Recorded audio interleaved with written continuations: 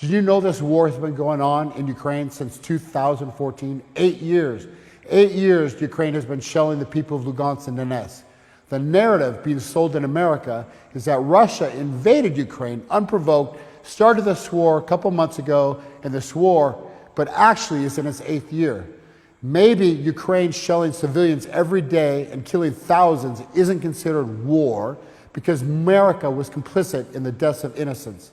I've been to Donbass a dozen different times since 2016, and every time I go, I see mortars flying over every morning at dawn, crashing into civilian areas, into the malls, the schools, the hospitals, the airport, the apartment complexes.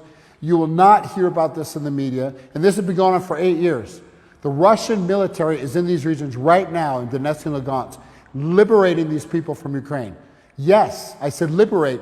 In the eastern parts of Lugansk and Donetsk, it's the first time in 8 years they don't have to worry about being bombed. So how did this war really start 8 years ago? Well, in 2014, the CIA helped stage a coup in Ukraine to oust the democratically elected president of Ukraine, Viktor Yanukovych. The subsequent Western puppets that were installed pulled Ukraine away from Russia. They banned dissenting political parties, and they took media outlets critical of the new government off the air. So in May 2014, both Lugansk and Donetsk held referendums. In both provinces, the people overwhelmingly declared themselves as free republics. They have their own constitutions, they have their own government, police, school systems, hospitals, everything. Ukraine did not acknowledge the will of the people and instead began an 8-year military campaign of bombing these people that has killed thousands and thousands.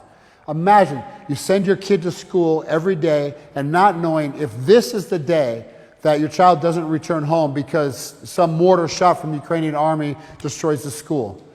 The Western media paints a narrative of Russia as the aggressor. But let me ask you this question. Who's going to save these people of Donetsk and Lugansk?